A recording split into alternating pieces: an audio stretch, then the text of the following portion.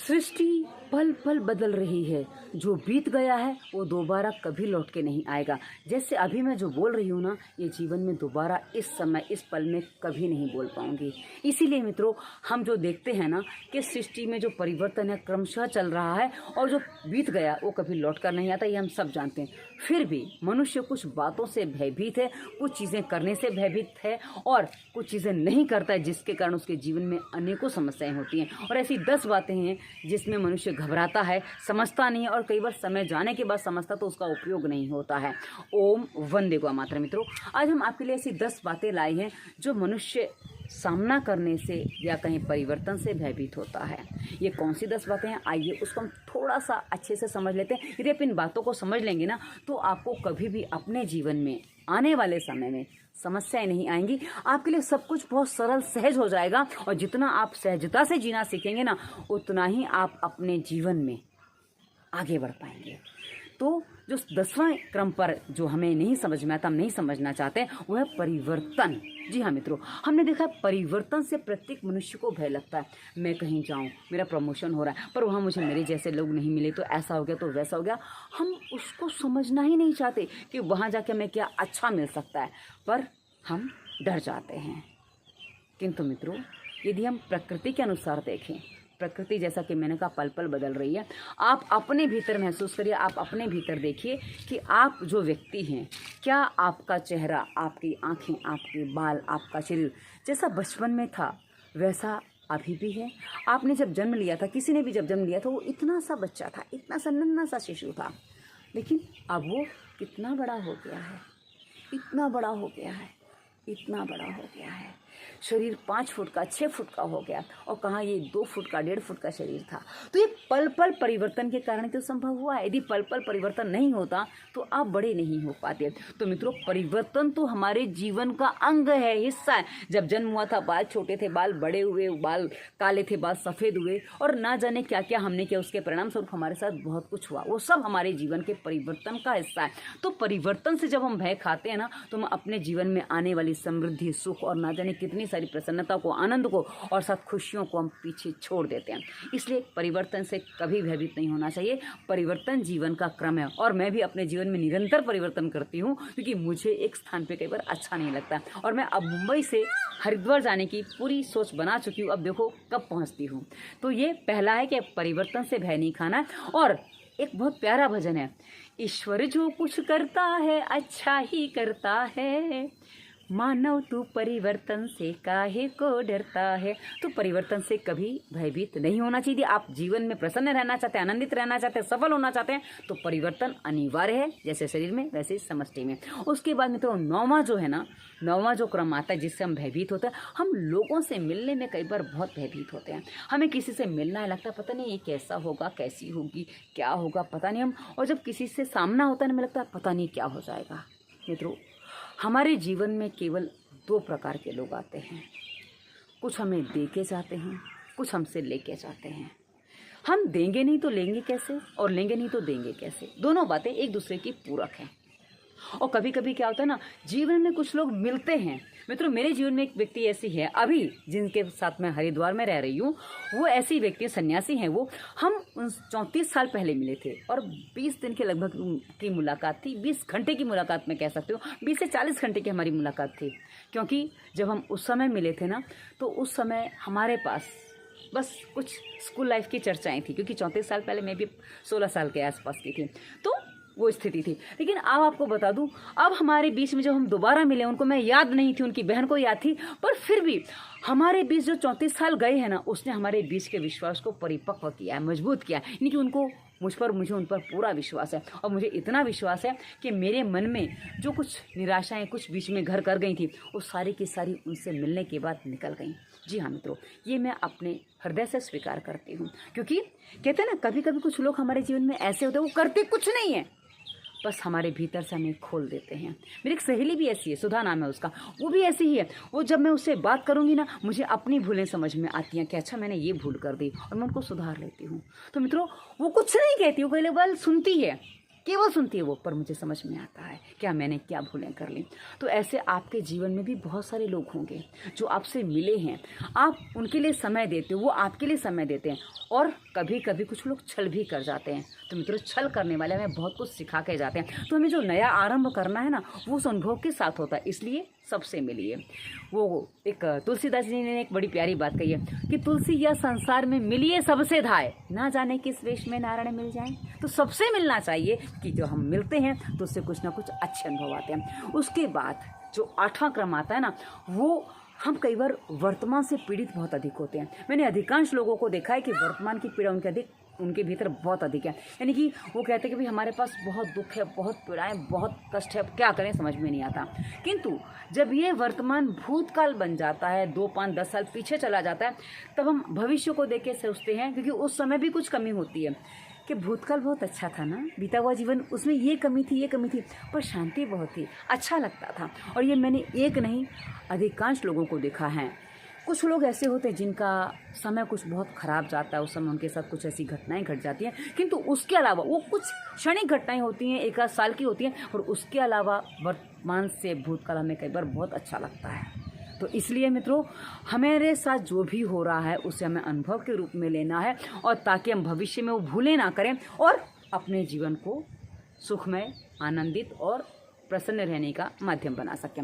उसके बाद जो 7वां जो बात है जो हम नहीं समझ पाते हैं कि हम जिस बात पर केंद्रित हो जाते हैं, कि हमारे मस्तिष्क में जो चलता है, हम जो सोचते हैं हम वैसे हो जाते हैं। जैसे कि मेरे मन में किसी बात को लेकर बहुत अधिक तनाव चल रहा है, बहुत अधिक टेंशन चल रहा है, और मैं उस टेंशन के बारे में सोचूंगी ना, तो मेरे जीवन में केवल टेंशन बढ़ने वाला है। जी हाँ, क्योंकि हम जो सोचते हैं वो हमारी ऊर्जाओं को वैसा बना देता है। किंतु यदि मेरे जीवन में कुछ भी टेंशन है और मैं उसमें सोचती हूँ कि भाई मेरे पास ये समाधान भी तो है, अरे वाह इसके साथ ये रास्ता भी तो है, और मित्रों ऐसी स्थिति में रास्ते मिलते, यदि हम प्रसन्न रहते हैं, आनंदित रहते हैं, तो हमें हर समस्या का समाधान और हर दुविधा में मार्ग मिल जाता है। हमारे पास कितनी भी समस्याएं, उसका समाधान करना है तो हमें सदैव प्रसन्न रहना, आनंदित रहना। यदि हम आनंदित रहना सीख जाते हैं तो हमारे पास जो हमारी ऊर्जा है वो सकारात्मक होती है। इस पर एक छोटी सी कहानी सुनाना चाहूँगी। एक बच्चा है, उसके पिता थे, उसके पिता के पास बहुत सारा काम था, वो अपने घर में समय नहीं दे पाते थे, अपनी पत्नी को, अपने बच्चे को समय नहीं दे पाते थे, और वहीं उनके ऑफिस में भी कई बार कुछ चीज़ें ऐसी हो जाती थी जिसको सोचते थे मैं काम नहीं कर पा रहा हूँ, मेरे पास बहुत सारा काम है, मेरे पास काम आता ही जा रहा है, मैं क्या करूँ, इस काम को कैसे मैनेज करूँ। और वो बहुत हताश निराश थे, और ऐसी स्थिति में उसके बच्चे को अपने पापा पर निबंध लिखना था कि पापा कैसे हैं तुम्हारे, निबंध लिखो पापा पर। तो पापा पर उसने निबंध लिखते लिखते बच्चा सो गया। बच्चे को चादर उड़ाने गए तो उसने देखा कि कुछ लिखा हुआ रखा है, तो उन्होंने पढ़ा, बड़ा अच्छा लगा। बच्चे ने लिखा था मेरे पापा बहुत अच्छे हैं, वो बहुत व्यस्त रहते हैं क्योंकि उनके पास बहुत सारा काम है, वो जो काम करते तो हमारे लिए वो बहुत सारा पैसा भी लाते हैं, और वो पैसे से हम सब एक शांति का अच्छा जीवन जी पाते हैं। और मेरे पापा के पास जब भी समय हो तो मेरे पास भले 5 मिनट हो, 10 मिनट हो, वो मेरे पास आके बैठते हैं, मुझे टाइम देते हैं, पर उनके पास ज़्यादा समय नहीं होता क्योंकि वो बहुत सारा काम करते हैं। तो जब ये बात उन्होंने सुनी उनको बहुत अच्छा लगा, और इस तरह उनके जीवन में एक नया आनंद भर गया। तो ये है कि हम जो सोचते हैं वैसा हमारा जीवन बनता है। बच्चे के पिता समय नहीं देते थे, पर फिर भी उसको वो अच्छा लगता था, क्योंकि जो उसके पिता करते थे उसको वो अच्छा लगता था। तो ये है एक बहुत बड़ी चीज़ कि हमें जो हम सोचते हैं हम वैसा ही हो जाते हैं। उसके बाद मित्रों जो छठी बात है ना, जो हम नहीं समझते हैं कि हमारे पास हम लोग अक्सर कहते हैं कोई क्या कहेगा। एक बात ध्यान रखिए, आप लोगों के बारे में कितना सोचते हो। जिस प्रकार आपके पास लोगों के बारे में सोचने का समय नहीं है, वैसे ही लोगों के पास भी आपके बारे में सोचने का बिल्कुल समय नहीं है। इसलिए कभी मत सोचिए कि लोग क्या कहेंगे, क्योंकि सबसे बड़ा रोग है क्या कहेंगे लोग।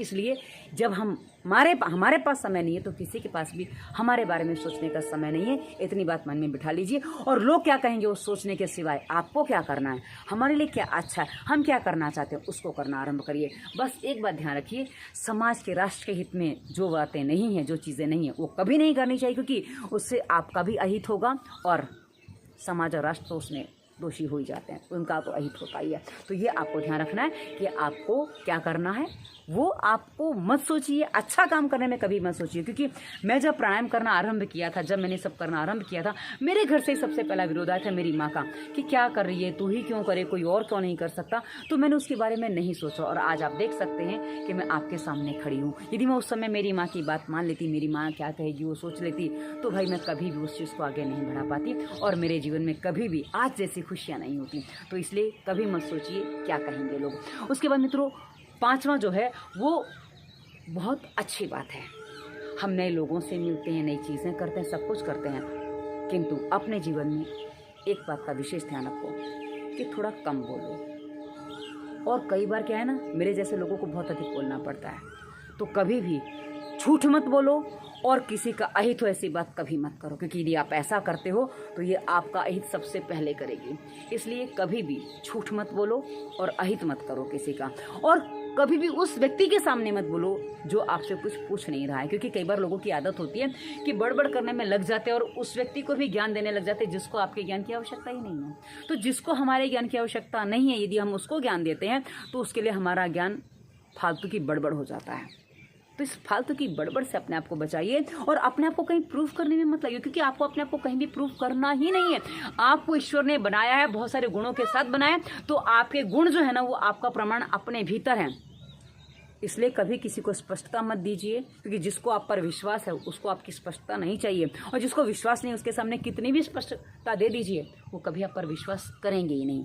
इसलिए हमेशा इस बात से बचिए कि आप फालतू की एक्सप्लेनेशन, फालतू की सफाई मत दीजिए। इसलिए कम बोलो तो वैल्यू बढ़ जाएगी और पूछने पर बोलो तो और अधिक बढ़ जाएगी। तो ये आपको ध्यान रखना है। उसके बाद मित्रों, जो चौथी बात है कि जब हमारा कोई प्रिय व्यक्ति जिससे हम बहुत स्नेह रखते हैं, प्रेम करते हैं, वो जब कुछ कहते हैं, जब वो मानसिक पीड़ा देते हैं ना, तो हमारे संपूर्ण शरीर को कष्टों से भर देता है। ऐसा लगता है कि हाथ पैर दुख रहे हैं, हाथ पैर टूट रहे हैं। क्योंकि ये बात मुझे अच्छे से याद है, मेरे बच्चे ने मेरे हाथ से बहुत मार खाई है। वो छोटा था, खाना नहीं खाता, तो मतलब कुछ बातें ऐसी थी और मैं भी बहुत से ज़्यादा टेंशन मैंने कभी उस पर उतारा नहीं है, गुस्सा कभी उस पर उतारा नहीं है। पर हाँ, जितनी समझ मेरे पास थी उस अनुसार ही मैं कहती हूँ कि मैंने उस पर बहुत सारी चीज़ें उसके साथ गलत की हैं। मैं इस बात को अपने हृदय से मानती हूँ, स्वीकार करती हूँ। उसके सामने भी मैंने इस बात को स्वीकार किया, उससे भी क्षमा मांगी है कि बेटा हो सके तो अपनी माँ को क्षमा कर देना, क्योंकि आपकी माँ के पास जितनी जानकारी थी उस अनुसार माँ ने आपका पालन पोषण किया है,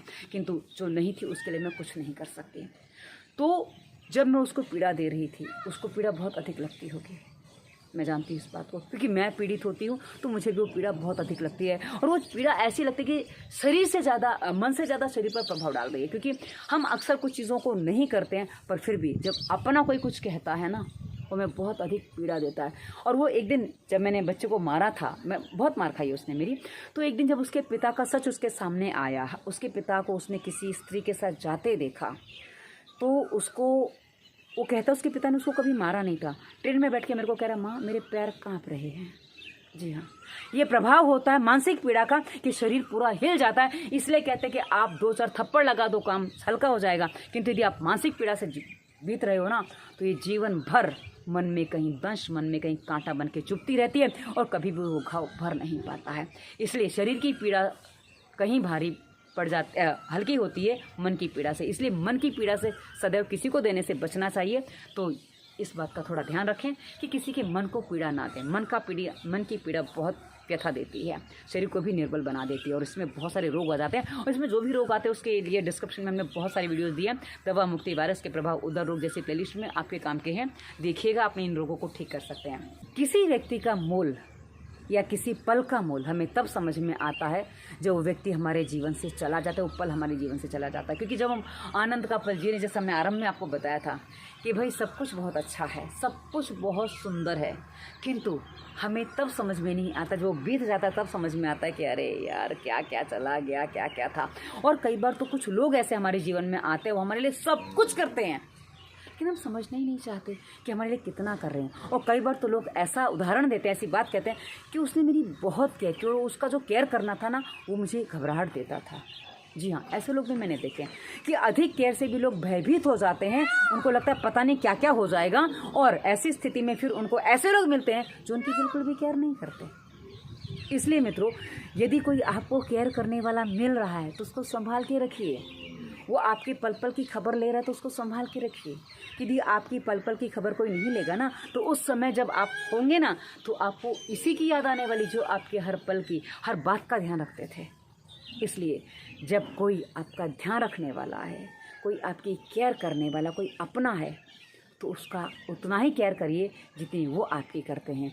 और भाई दी भाई, यदि आप उनसे दूर हो गए हैं, आप उनकी केयर को नहीं समझ पाए, आप उनसे दूर हो गए हैं, तो कम से कम एक बार अपने जीवन में अपनी भूल को सुधारने के लिए उनसे क्षमा तो मांगिए। कदाचित हो सकता है आपके जो केयर करने वाले थे फिर से अभी भी आपकी प्रतीक्षा कर रहे हो, आपके लिए बैठे हों, आपकी राह देख रहे हो, तो उनकी एक बार उनकी सुध तो लीजिए, उनसे अपनी क्षमा याचना करिए।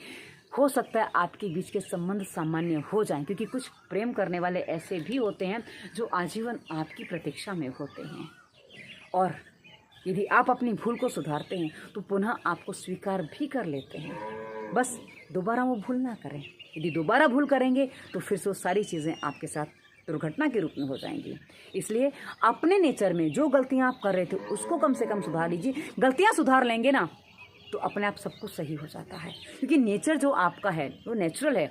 उसको उस व्यक्ति ने स्वीकार किया था, तभी तो आपकी इतनी केयर की थी। पर आपने जो उसकी केयर को समझा नहीं, उसकी केयर को कुछ और ही बता दिया, बस उस कारण से उसके भीतर निराशा हुई है।